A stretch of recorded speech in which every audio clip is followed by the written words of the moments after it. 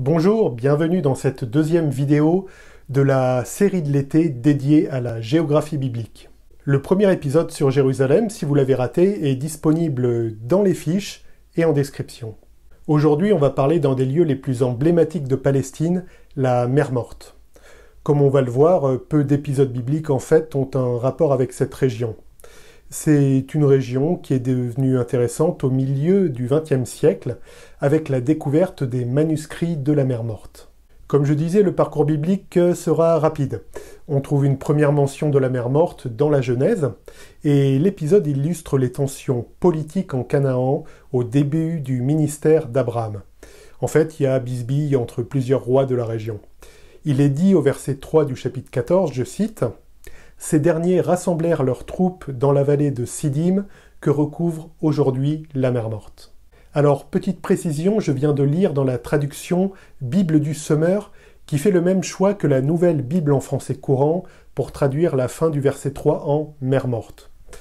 Une traduction plus littérale du terme, option retenue par la nouvelle Bible second, parle de la mer du sel.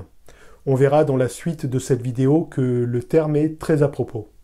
Je vais donc continuer dans la Bible du Semeur, et je vais continuer à employer donc le terme de mer Morte et non celui de mer de sel. Il est fait mention de la mer Morte dans le livre des Nombres et dans le Deutéronome, à chaque fois pour indiquer des limites géographiques. C'est aussi l'usage qu'en fait le livre de Josué, par exemple, je cite, « Le territoire que le tirage au sort attribua aux familles de la tribu de Juda s'étendait au sud jusqu'à la frontière d'Édom dans le désert de Tsin, vers le Negev à l'extrémité sud. Leur frontière méridionale partait de la baie qui se trouve à la pointe de la mer Morte face au Negev, Josué chapitre 15, les 2 premiers versets. » Alors pour clore ce chapitre des citations bibliques, on peut relever que la mer Morte est évoquée par les prophètes Ézéchiel, Joël et Zacharie.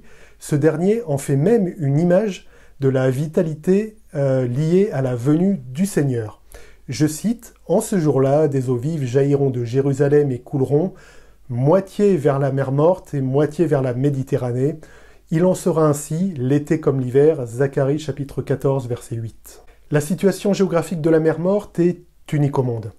Voici le petit résumé du dictionnaire biblique pour tous, je cite, « Quelquefois appelée dans l'Ancien Testament la mer Salée, la mer orientale, la mer de l'Araba, la surface de l'eau est à 427 mètres au-dessous du niveau de la mer, et le point le plus profond à 433 mètres plus bas encore. Il a environ 77 km de long et s'étend de 10 à 14 km de Moab à Juda. À part quelques torrents, la côte de Juda est aride et nue. Les dépôts chimiques concentrés de sel, potasse, magnésium et chlore de calcium représentent 25% de l'eau. On y flotte donc facilement, mais toute vie y est impossible. Alors, si vous vous rendez à la mer Morte depuis Jérusalem, vous allez passer par une zone désertique et voir la borne indiquant le niveau de la mer. Derrière moi, là, c'est une photo de mon collègue et moi, prise par notre taxi en 2002. Vous croiserez peut-être sur le chemin des tribus utilisant toujours des ânes comme moyen de transport. J'en avais croisé plusieurs quand j'y étais allé lors de mon séjour. La température peut être très élevée, mais l'air est sec, donc ça reste vivable. Les abords de la mer Morte sont magnifiques. En fait, pour qui aime la photographie surtout. On peut voir de vieilles embarcations abandonnées au milieu d'une solitude désertique. Étant donné la forte concentration en sel, aucun poisson ne vit dans la mer Morte. On comprend donc assez facilement les noms de mer Morte ou mer de sel. Le panorama est grandiose. Aux alentours, vous pourrez contempler à l'est les montagnes de Jordanie, proches de la ville d'Amman. À l'ouest, vous pourrez aller faire un tour près de Qumran. Alors le site de Qumran est célèbre pour les manuscrits de la mer Morte. Il y a un petit musée avec une vue sur les montagnes qui abritent les fameuses grottes. C'est un site rattaché à la communauté des Esséniens et c'est dans ces grottes qu'ont été trouvés les manuscrits au milieu du XXe siècle. Alors, on trouve dans ces manuscrits des commentaires et des règles de communauté, des règles de vie. On trouve surtout la plupart des livres de la Bible hébraïque avec des fragments plus ou moins bien conservés. Derrière moi, vous pouvez voir un fragment du Deutéronome. Les manuscrits sont datés du IIIe siècle avant Jésus-Christ au 1er siècle de notre ère.